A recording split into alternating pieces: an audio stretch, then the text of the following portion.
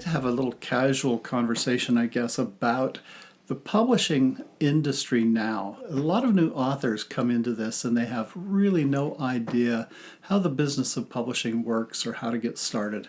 And I'd like to give you some tips that I think will save you ideally years and years of your life if you pay attention to what I'm about to say. Publishing in 2020 has changed a lot. A lot of people predicted that there was going to be a lot of doom and gloom in 2020. The whole publishing industry looked as if it was going to have an apocalypse. With the coming of COVID, we had bookstores that shut down for months on end. We had entire printing companies that just quit. We had book distribution companies that quit delivering books to bookstores. And the whole idea was that, publishing is going to die, people will stop reading, and things are never going to be the same.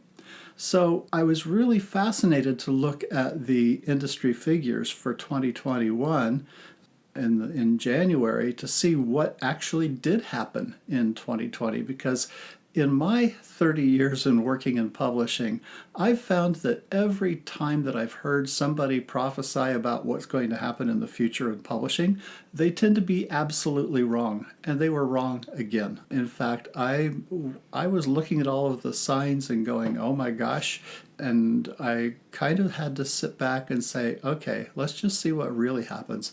And here's what really happened. In 2020, book sales went up for hardcover and paperback sales. That's just across the board. Now, in certain parts of the industry, things didn't do well. Okay, for example, for thrillers, the numbers were down 30%, actually closer to 35%. So we saw a dip in the number of sales of thrillers. Meanwhile, books in other areas rose. In particular, for middle grade books, for kids that are, 10, 12 years old, what we saw was a big increase in sale, about a 35% increase, because people were at home and they wanted to homeschool their kids, and they suddenly needed to have books to keep the kids educated and entertained. Meanwhile, in other areas, we saw also steady rises. This has been the tradition, by the way, since about 1928, that we see rises in the number of people who are reading all the time. And it's because in the 1900s, people didn't read as much back in the early days. It was something that educated people did. But nowadays, people are reading more and more. So we saw increases in paper book sales, but we also saw huge increases in electronic book sales. According to Amazon, they were somewhere in the neighborhood of 15 to 18% increases in the number of ebooks that were sold last year. Meanwhile, in audiobooks, we saw another increase of similarly about 18% across the board in audiobook sales. So what's going on? Why would we have those increases when the books couldn't be shipped and sold and printed and things like that? I think what happened was that people got bored. We saw a lot of people who sat home and started watching streaming services on Netflix and places like that, but they couldn't come out with new movies.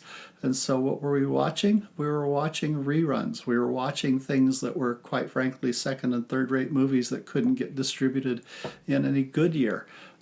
And so there were people who said, let's go find an alternative form of entertainment. In any case, what does all of that mean for 2021?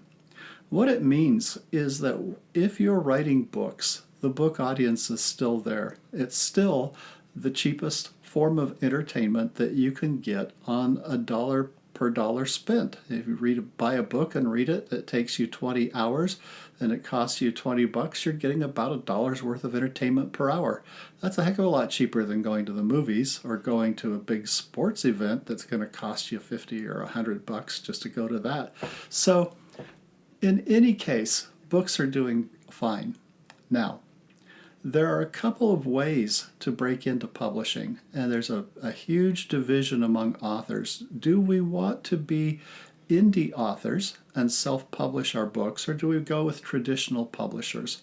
And over the past year, I've got a group called Apex that is a big writers group that I run. And in Apex, we've been talking to authors about how they are making a living as authors. And I've been talking to about the same number of indie authors as I do traditionally published authors.